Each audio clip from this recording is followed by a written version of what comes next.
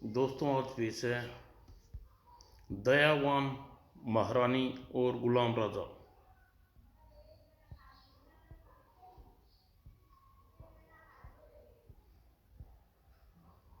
संध्या का समय रावलगढ़ राज्य का राजा अचल सिंह रेशमा बंजारिन के साथ अपने महल की इमारत से नीचे उतरे।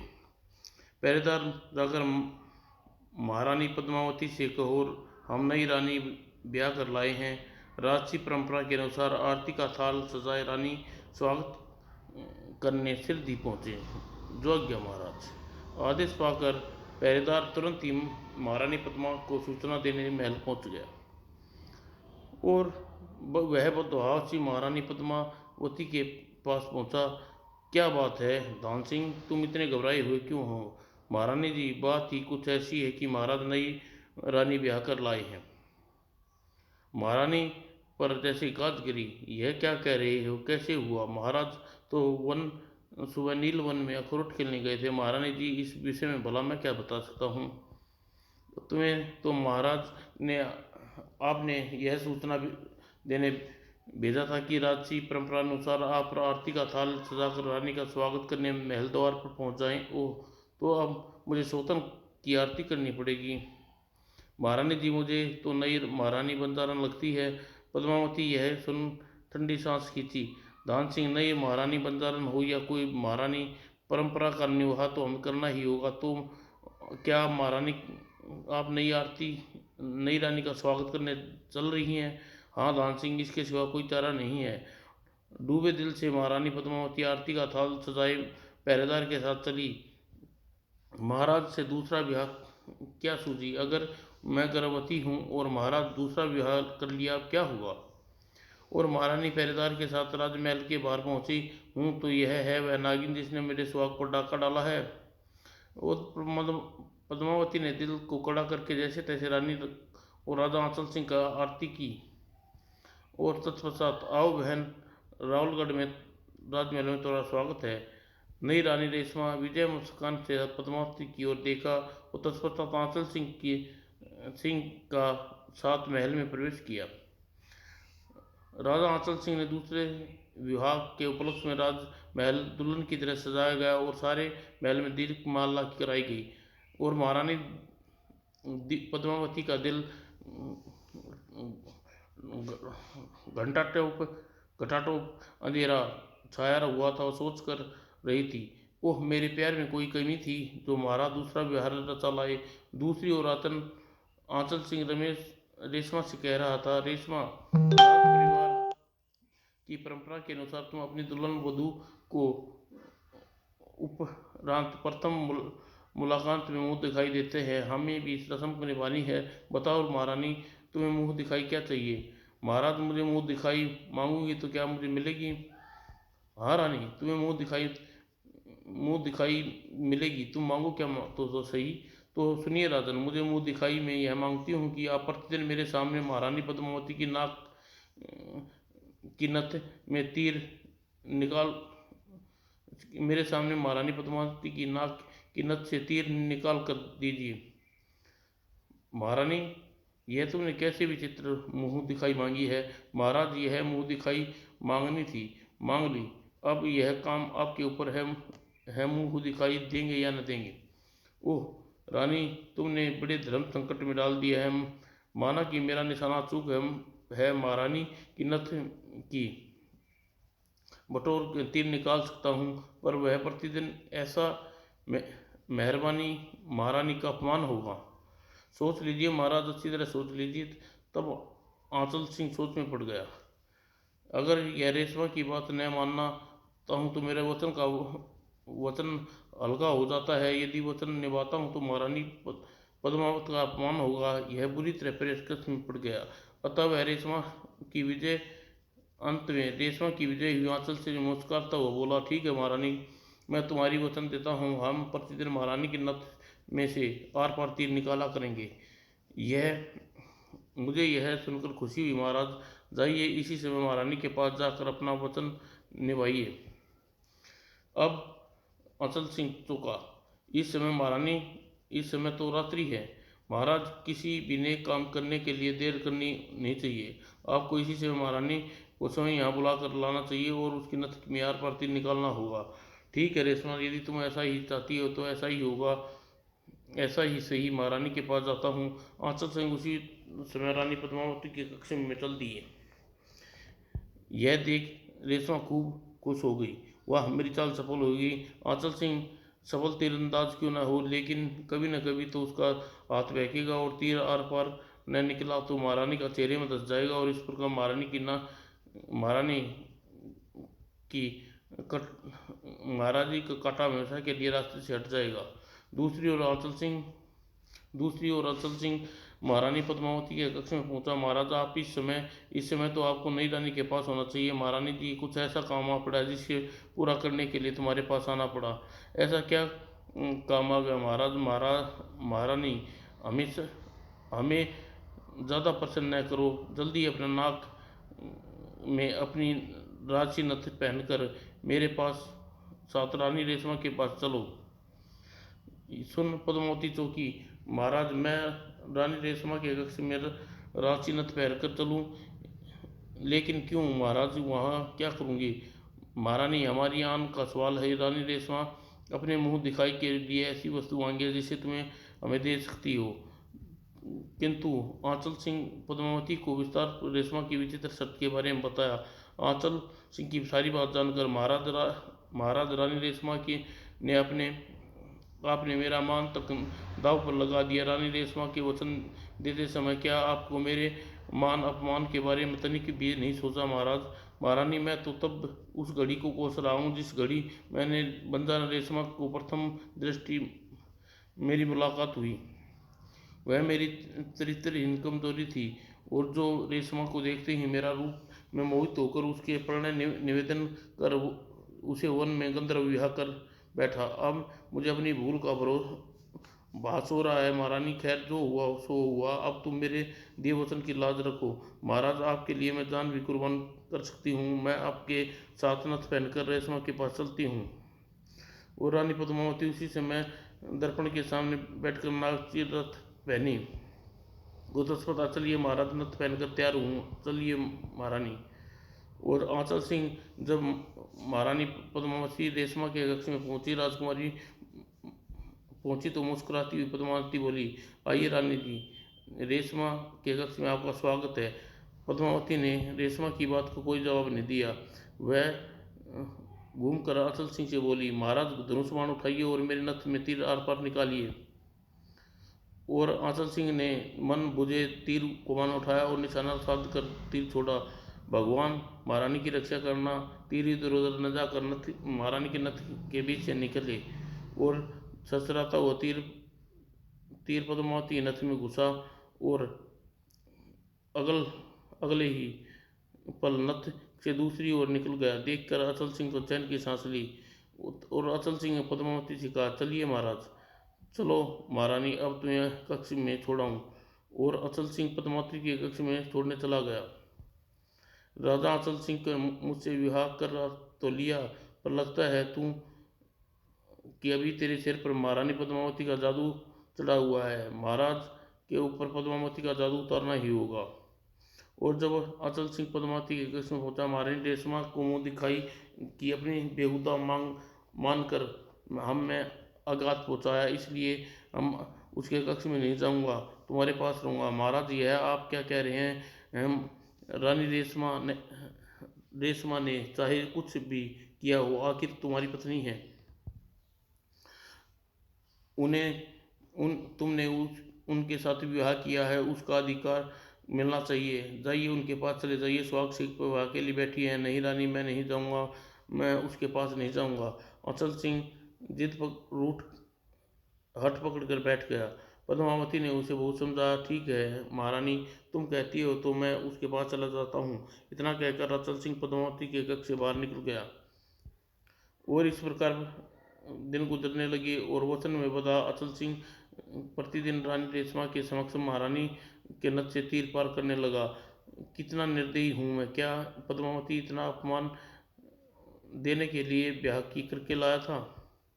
3 माह पश्चात महाराज एक खुशखबरी है, आप पिता बनने वाले हैं। ओ रेशमा, यह तो तुमने बहुत अच्छी खबर सुनाई। इधर तुम गर्भवती हो, उधर महारानी पद्मा भी गर्भवती है। तुम मुझ मुझसा भाग्यशाली भला कौन हो सकता है। रेशमा पर तो बिजली सी गिरी। क्या महारानी पद्मा बीमा बनने वाली? हाँ। और रेशमा चिंतित हो डूबी। यह सोच मैं तो यह सोचकर खुश हो रही थी मेरा मैं ही रावलगढ़ पर राज करूंगी, लेकिन अब तो यह कैसे होगा। नियमानुसार रानी पद्मावती की संतान ही रावलगढ़ के राज उत्तराधिकारी होगी। उसका दिमाग बड़ी अंतर का दाना बाना रोज बुनने लगा। मैं रावलनगर के राजपाट पर अपने कब्जे में करने के लिए तो अधेड़ अचल सिंह के साथ विवाह किया था। अब महारानी पद्मावती अचल सिंह दोनों मेरी राह का में अड़ंगा लगाने वाले रोड़े हैं। मुझे इन दोनों रोड़ों को अपनी राह से हटाना होगा। अतः वह मनी मनी योजना बनाकर उसने अचल सिंह से कहा, महाराज मुझे पीले महुआ के फूल चाहिए। पीले महुआ के फूल का क्या करोगे रानी? महाराज, यदि कोई गर्भवती स्त्री अपने गर्भकाल में पीला महुआ के फूल चबा कर खा ले तो वह कोख में सुंदर सा बलिष्ठ संतान उत्पन्न देती है। मैं चाहती हूँ कि मैं पीले महुआ के फूल खाकर सुंदर बलिष्ठ संतान को जन्म दूँ। लेकिन रानी, पीले महुआ के फूल हमने तो आज तक देखे भी नहीं, न उनके बारे में सुना। जानती हूँ महाराज, मैं जानती हूँ पीले महुआ के फूल आपको कहाँ मिलेंगे रानी? महाराज, यहाँ से 5 कोस दूर झिंगोरा नाम के बंजारे की एक बस्ती है। उसी बस्ती में महुआ के 5 पेड़ हैं। उनकी 5 पेड़ों में पीले महुआ के फूल खिलते हैं। 500 कोस दूर जाकर पीले महुआ के फूल तोड़ लाना कोई मुश्किल कार्य नहीं है रानी जी। आज इस सैनिकों को फूल लेने बंजारा झिंगोरा बस्ती भेज रहा हूँ। नहीं महाराज, सैनिकों को भेजना से काम नहीं चलेगा। पीले फूल लाने के लिए आपको बंजर भिंगोरा की बस्ती में स्वयं जाना होगा। यदि तुम्हारी ऐसी इच्छा है तो मैं स्वयं बंजारों की बस्ती में महुआ के फूल लेने जाऊंगा। एक बात और महाराज, यह रावलगढ़ के किसी को इस बात का कन खन खबर नहीं होनी चाहिए कि आप पीले महुआ के फूल लेने बंजारों की बस्ती में जा रहे हैं। यदि आपने ऐसा किया तो पीले प्रभाव समाप्त हो जाएगा। ठीक है महारानी, मैं किसी को इस विषय में नहीं बताऊंगा। और आंचल सिंह उसी दिन घोड़े पर चढ़कर बिना किसी को बताए हुए बंजारों की बस्ती की ओर चल दिया। आंचल सिंह बंजारों की बस्ती की ओर जा रहा था। वहां से लौटकर कभी वापस नहीं आएगा। बंजारे महुआ के पीले फूलों को किसी को नहीं तोड़ने देते, और बाहरी व्यक्ति तोड़ने की कोशिश करता है तो उसे गुलाम बनाकर रख लेते हैं। रेशमा पद्मवती के विरुद्ध योजना बनाने लगी। अचल सिंह का काटा दूर तो हो गया, अब मुझे पद्मवती की राह कटाने के लिए कुछ करना होगा। उसी रात रेशमा पद्मावती के पास पहुंची। रेशमा, तुम यहाँ? हाँ महारानी, तुम्हें बधाई देने आई हूँ। कल महाराज को पता चल गया कि आप इन दिनों गर्भवती हैं। महारानी, आपके साथ इन दिनों मैं भी गर्भवती हूँ। मैंने सोचा खुशी में आपके साथ क्यों ना मनाया जाए। आपको मुँह उठा करवाने के लिए बर्फी लाई हूँ, इनके स्वीकार कीजिए। रानी रेशमा, तुम्हारा प्यार स्नेह देखकर मुझे बहुत खुशी हुई। पद्मावती ने रेशमा की बर्फी लेकर रख ली। तत्पश्चात रानी रेशमा, आज महल में कहीं महाराज दिखाई नहीं दे रहे, उनके विषय में कुछ पता है? नहीं महारानी, मैं स्वयं महाराज को खोज रही हूँ। इतना कहकर रेशमा पद्मावती के पास चली गई। पद्मावती की इस बात की भनक भी नहीं लगेगी कि बर्फी देकर आई हूँ उसमें जहर है। उसे खाती ही पद्मावती गर्भवती शिशु के साथ ही मौत की गोद में समा जाएगी। उधर पद्मावती सोच रही थी, पहले स्नान कर लूँ, रेशमा की बेट की बर्फी खाऊंगी। यह सोचकर पद्मावती स्नान करने के लिए स्नान घर में चली गई और वह स्नान करके वापस लौटी। ओह यह क्या रानी रेशमा की दी गई बर्फी सारी खा गई। और वह हैरान होकर खड़ी खड़ी सोच रही थी। म्याऊं म्याऊं चित्कार करती हुई बिल्ली ने ऊंची छलांग भरी और अगले ही पल वह पृथ्वी पर गिरकर मर गई। देखकर पद्मावती हतप्रभ रह गई। बर्फी खाते ही बिल्ली मर गई। यह क्या बर्फी जहरीली थी? उसके मुंह से भय से पीला पड़ गया। क्या रानी रेशमा मुझे जहरीली बर्फी खिलाकर मारना चाहती थी? ओह, इन बर्फियों में को खा लेती तो मैंने आखिर रेशमा का क्या बिगाड़ा है? मुझे इस प्रकार क्यों मारना चाहती थी? कल इस विषय में रेशमा से पूछूंगी। और दूसरे दिन दिन प्रातः ही पद्मती रेशमा के पास पहुंची। आश्चर्य है, जहरीली बर्फी खाकर भी पद्मा जीवित कैसे है? रेशमा, रानी रेशमा, मुझे देखकर तुम चौंक क्यों गई? रेशमा जवाब में हिचकिचाते हुए कहा, महारानी आपको देखकर इसलिए चौंकी कि आप सुबह सुबह यहाँ कैसे आई? रेशमा, तुम इन यह बताने आई हूँ, कल रात जो तुम्हारी बर्फियाँ तुम मुझे भेंट देकर आई थी, उन्हें खाते ही हमारी पालतू बिल्ली तत्काल मर गई। ओह, यह कैसे हो सकता है महारानी? रानी रेशमा की बात रानी रेशमा, यह इसलिए हुआ कि बर्फियाँ जहरीली थी। और रानी, तुम मुझे विष भरी हुई बर्फियाँ क्यों खिलाना चाहती थी? महारानी, मैं भला आपको क्यों विष भरी बर्फियाँ खिलाऊंगी? लगता है यह सब उस दासी की शरारत है जिसने वह बर्फियाँ मंगवाई। मैं भी उस दासी को बुलाती हूँ। कुछ देर बाद दासी रेशमा के पद्मावती के सामने आई। कल कमला, तू महारानी के लिए विष भरी बर्फियाँ लेकर आई। हम दोनों बहनों में घृणा फैलाना चाहती है। मैं तुम्हें अवश्य सजा दूंगी। यह सुनकर दासी भय से कांप उठी और रेशमा ने कटार निकाली। रानी रेशमा, यह तुमने क्या किया? आह! दासी, घाव रक्त का पवार छूटा और कुछ देर तड़पने के बाद कमला प्राण पर की उड़ गई। रानी रेशमा, यह अच्छा नहीं हुआ महारानी।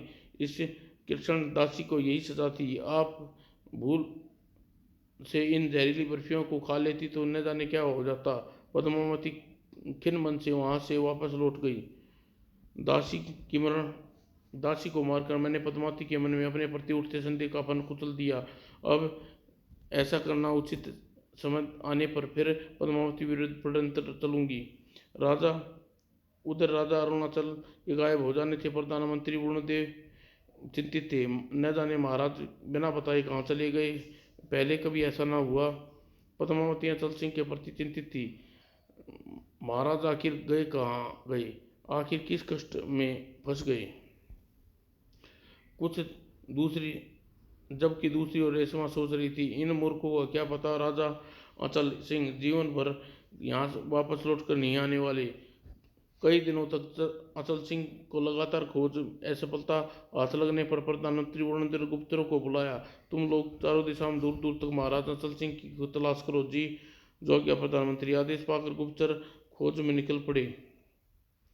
उधर लंबे समय के पश्चात अचल सिंह 500 कोस दूर बंजारों की झिंगोला बस्ती में पहुंचा। वे रहे पीले महुआ के फूल। पीले महुआ के पांच पांच पेड़। मुझे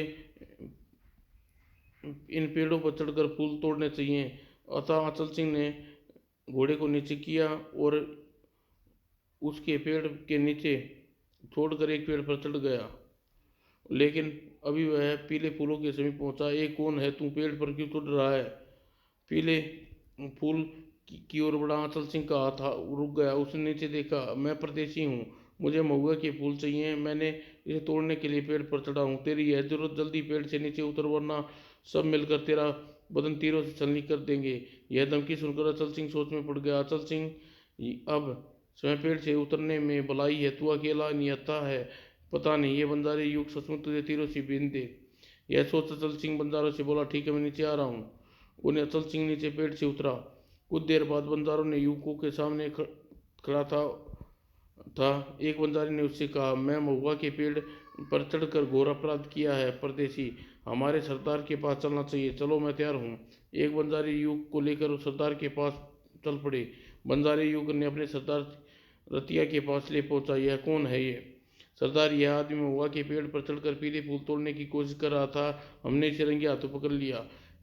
यह सुनने पर सरदार रतिया का चेहरा गुस्से से लाल भूख हो उठा। इस आदमी की इतनी जरूरत थी, इसकी जुबान काट काट दो और इसकी नाक छेद कर हमारा गुलाम बना दो। ओह, कहाँ फंस गया ये, अब मेरी खैर नहीं।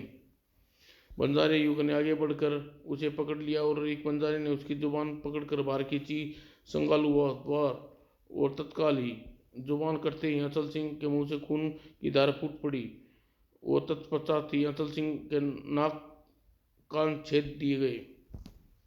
और सरदार रतिया उसके पास, तू जो कोई भी है, आज से हमारा गुलाम है। अगर तू भूलकर बंजारों की बस्ती से भागने की कोशिश की, बंजारे तुझे ढूंढ कर खा जाएंगे।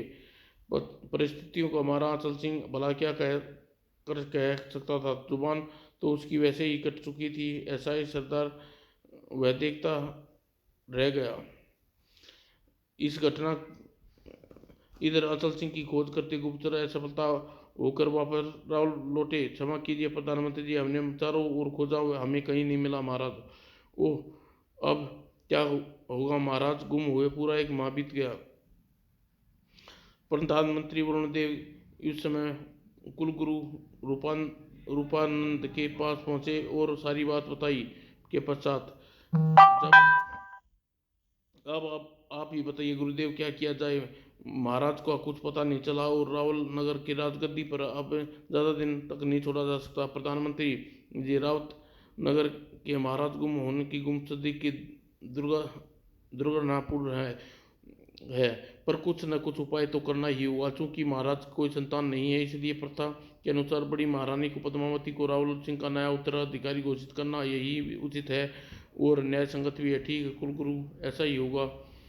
और दूसरे दिन जब दरबार लगा तो महारानी पद्मावती व रानी रेशमा दरबार में बुलाया गया और कुलगुरु खड़े होकर दरबार में घोषणा की, उपस्थित प्रजाजनों, हमारे महाराजा अचल सिंह की कोई अता पता नहीं है, अतः उसकी अनुपस्थिति में राजगद्दी ज़्यादा दिन तक खाली नहीं छोड़ी जा सकती। इसलिए महारानी पद्मावती जी को राजगद्दी का नया उत्तराधिकारी घोषित करते हैं। सब ने संपत्ति से कुलगुरु की बात का समर्थन किया। हमें स्वीकार है, हमें स्वीकार है। और तब महारानी पद्मावती को राज सिंहासन पर बैठाकर राजमुकुट पहनाया गया। यह देखकर रेशमा जल भुन गई। सोचा क्या था और हो क्या गया। कल मुही पद्मावती सिंहासन की मालकिन बन गई, अब यह सहन नहीं करूँगी, कभी नहीं करूँगी। और पद्मावती रूद कर रूखी आवाज़ में प्रथम बार दरबारी मंत्रियों से संबोधित किया, बड़े ही संकट की घड़ी है, मुझे महाराज के यहाँ यह पद पर लेना पड़ा है। आप सभी को विश्वास दिलाती हूँ कि पद की गरिमा का ध्यान रखते हुए देश के साथ आपका भी ख्याल रखूंगी। और राज्य संभालने के दूसरे दिन महारानी पद्मावती प्रधानमंत्री वासुदेव को बुलाया। प्रधानमंत्री जी, मैं मालवन में उपस्थित अपने गुरु चिंतानंद जी के आश्रम में जाकर उनका आशीर्वाद लेना चाहती हूँ, मेरा वहाँ जाने का प्रबंध कीजिए। जी आज्ञा महाराज। महारानी। और उसी दिन महारानी पद्मावती के रथ में बैठकर मालवन की ओर चल दी। संध्या होते होते पद्मावती रथ महर्षि चिंतानंद के आश्रम में जा पहुंचा और रथ से उतरकर पद्मावती महर्षि चिंतानंद के आश्रम में पहुंची। पद्मावती, तुम क्या अकेली आई हो? महाराज अचल सिंह कहाँ हैं? और पद्मावती उनके चरणों में गिरकर रोने लगी। अरे यह क्या पद्मावती, तुम महारानी होते हुए भी असाधारण स्त्री की तरह रो रही हो। चुप हो जाओ और अपने रोने का कारण बताओ। बड़ी मुश्किल से बार बार समझाने पर पद्मावती चुप हुई। सब रुकते हुए सारी बात बताई और तत्पश्चात गुरुदेव, महाराज अनुपस्थिति में ही मुझे रावलगढ़ की राज संभालना पड़ रहा है। आप मेरा सहारा हैं। आप इतनी शक्ति दें कि मैं राज काज में बहुत सुचारू रूप से संभाल सकूं, यही वो आशीर्वाद लेने आई हूँ। मेरा आशीर्वाद तुम्हारे साथ है महारानी। सहसा पद्मावती को कुछ याद आया। गुरुदेव आपने बार बार अपने मुझे यह आशीर्वाद दिया कि मैं अखंड सौभाग्यवती रहूंगी। क्या आपने आशीर्वाद झूठा दिया था? इस मेरा सुहाग न जाने कहाँ है, वह जीवित है या नहीं है, कौन जाने। आपने यह झूठा आशीर्वाद क्यों दिया गुरुदेव? पद्मावती, तुमने मेरी इच्छा व समस्या नकुल प्रश्न पूछा है। तुम्हारा दिया आशीर्वाद कभी झूठा नहीं हो सकता। तुम्हारा सुहाग निश्चित ही जीवित है। मुझे ध्यान लगा कर ज्ञात करता हूँ, महाराज अचल सिंह इस समय कहाँ है, किस अवस्था में है। और महर्षि चिंतामणि उसी समय समाधि में ध्यान लगाकर बैठ गए। कुछ ही देर में संदिग्ध अवस्था में उसे दिखाई दिया। अरे गुलाम, जोर से मेरे पैर दबाता, तेरे हाथों में दम नहीं है। अगले ही पल महर्षि घबरा कर आंखें खोल दी। ओह, रावल नगर के राजा का ये हालत! क्या हुआ गुरुदेव, क्या हुआ? मुझे भी इस विषय में ज्ञात हुआ। महारानी, मुझे सब कुछ ज्ञात हो चुका है। यह भी जान चुका हूँ कि राज परिवार पर यह संकट की घड़ी क्यों आई। तो बताइए गुरुदेव, जल्दी सब कुछ बताइए। तो सुनो पद्मावती, ये सारे झगड़े की जड़ बंजारन रेशमा है। उसी इनके कारण महाराज पर विपदा आई है क्या? हाँ पद्मावती, बंजारा रेशमा बहुत चालाक और दुष्ट प्रवृत्ति की स्त्री है। बंजारों की श्रद्धा रतिया की बेटी है। उसी रतिया के यहाँ महाराज आजकल गूंगे बनकर गुलाम का जीवन बिता रहे हैं। हे भगवान, हे महाराज गुलाम बने हुए हैं। हाँ महारानी, यानी रेशमा ने महाराज को पीले महुआ के फूल लाने के लिए 500 कोस दूर बंजारन की जंगोरा बस्ती में भेज दिया। फूल तोड़ने की कोशिश करते हुए महाराज बंजारों ने पकड़ लिया और अपना गुलाम बना लिया। लेकिन गुरुदेव, रेशमा ने महाराज को पीली महुआ के फूल लाने के लिए बंजारों की बस्ती में क्यों भेजा? महारानी, मैंने कहा ना, बंजारन रेशमा बहुत चालाक और चतुर प्रवृत्ति की है। उसे पता था कि बंजारे महाराज को कभी न कभी महुआ के पीले फूल तोड़ने नहीं देंगे और अपना गुलाम बना लेंगे। उसे वहां भेजकर उसने महाराज को अपने रास्ते से हटाया था। मौका देखकर वह तुम्हें भी राह से हटा देगी और रावलगढ़ का एकमात्र स्वामी बनकर रावलगढ़ होकर राज करेगी। रेशमा, रानी रेशमा ऐसा कर सकती है गुरुदेव? महारानी पद्मावती, तुम बहुत भोली हो। रेशमा को मारने की एक बार असफल षड्यंत्र भी रचा है क्या? महारानी रेशमा जहरीली बर्फियां बिल्ली की मृत्यु के बारे में बताया। सारी बात जानकर, ओ तो यह जहरीली बर्फियां दासी ने बल्कि जानबूझकर खिलाने को दी थी। हाँ महारानी। गुरुदेव, आखिर रेशमा मुझसे और महाराज से क्या प्यार था? उसने मुझे इस प्रकार क्यों कुचक्कर में फंसाया? महारानी, दरअसल बंजारा रेशमा एक महत्वाकांक्षी स्त्री है और वह अति महत्वाकांक्षी होने के कारण वह जयदेव नाम की एक सौदागर के साथ बंजारों का कबीला छोड़कर भाग आई। भागते समय उसके स्वर्ण आभूषण लेकर आई थी। जयदेव सौदागर कुछ दिन पत्नी बनकर उसके पास रखी और फिर स्वर्ण आभूषण छीन कर उसे त्याग कर दिया। तब रेशमा भूखी प्यासी वन में भटकने लगी। तब कबीले में तो वापस नहीं जा सकती थी, लेकिन इधर उधर भटकने लगी। तभी उस दौरान महाराज अचल सिंह की भेंट हुई। महाराज उसे रूप सौंदर्य में मुग्ध होकर तत्काल ही उसके सामने विवाह का प्रस्ताव रख बैठे, जिससे रेशमा संघर्ष से बहिष्कार कर लिया। वह रानी बनकर रावलगढ़ आ गई और असुविधाओं में पड़ी रेशमा जब महल की सुख सोबत देखी तो बरा उठी। उसने रावलगढ़ पर अपना अधिकार अधिकार देखने के सपने देखने लगी, इसलिए उसने षड्यंत्र रचा। गुरुदेव, क्या रेशमा वास्तव में अपने षड्यंत्र में सफल हो जाएगी? क्या महाराज बंजारों की कैसे छुड़ाना दिलवाने की कोई उपाय नहीं? क्या रेशमा रावल नगर की स्वामी बन जाएगी? नहीं पद्मावती, नहीं, ऐसा कदापि नहीं होने दूंगा। सुनो पद्मावती, तुम्हें अमृत जल दूंगा। जब अमृत जल महाराज की कटी हुई जुबान पुनः ठीक हो सकती है, उस अमृत जल को लेकर तुम बंजारों की बस्ती में जाना, कहकर महर्षि पद्मावती ने योजना समझाने लगी। और महारानी जी पद्मावती को अपनी योजना समझाने के पश्चात चिंतानंद ने जल पर लेकर मन ही मन कोई मंत्र पढ़ा। पश्चात माँ भगवानी महासुर मंगानी साहस कर और अगले ही पल वहाँ एक अश्वुत सफेद घोड़ा उपस्थित था। महारानी, इस घोड़े पर बैठ जाओ और मंत्रों द्वारा पैदा किया हुआ यह घोड़ा कुछ ही पलों में तुम्हें 500 कोस की दूरी स्थित बंजारों की झिंगोरा बस्ती में पहुंचा देगा। ओ गुरुदेव, आपने यह घोड़ा उत्पन्न करके मेरी बहुत बड़ी समस्या कर दी। और महर्षि चिंतानंद ने जी के आशीर्वाद से अमृत जल लेकर सैनिकों की टुकड़ी व रथ रावलनगर के लिए विदा कर पद्मावती घोड़े पर झिंझोरा बस्ती की ओर चल दी। कुछ ही पलों में सफ़ेद घोड़ा 500 कोस दूरी स्थित बंदार झिंझोरा बस्ती की जा पहुंचा तो महाराज इसी बस्ती में कैद हैं। पद्मावती घोड़े पर बैठी हुई कुछ सोच रही थी कि बंजारों ने उनके घेर लिया। ए, तुम कौन हो? मैं कोई भी हूँ, तुम्हें क्या? इससे क्यों? चलो, हमसे जो मान लड़ाती है, चल घोड़े से उतर और हमारे सरदार के सामने चलना पड़ेगा।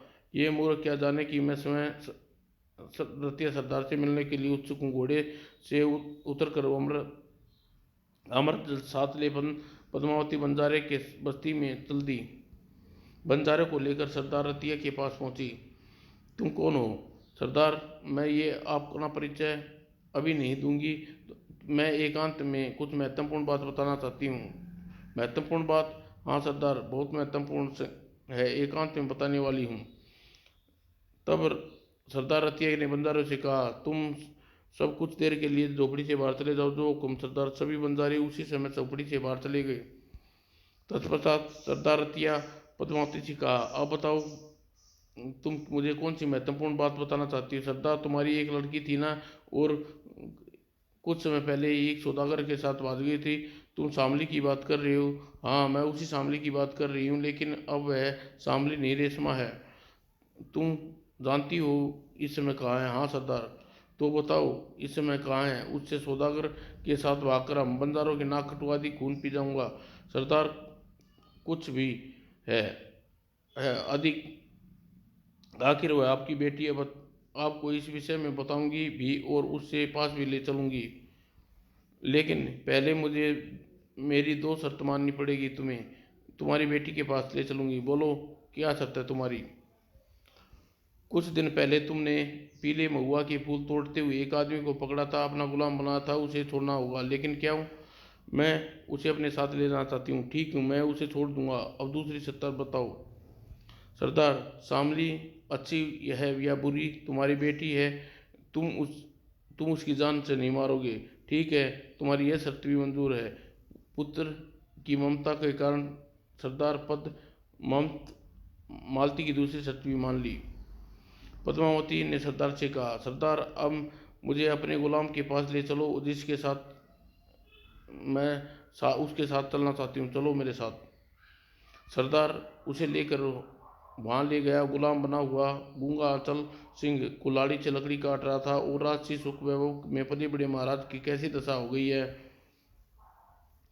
पद्मावती जब लकड़ी काटते अचल सिंह के पास पहुंची तो अचल सिंह हक्का बक्का रह गया। ओ महारानी, तो क्या महारानी बंजारों की जाल में फंस गई? पद्मावती ने फुसफुसाते हुए अचल सिंह का, महाराज चकित न होकर बंजारों की कैद छुड़ाने आई हूँ।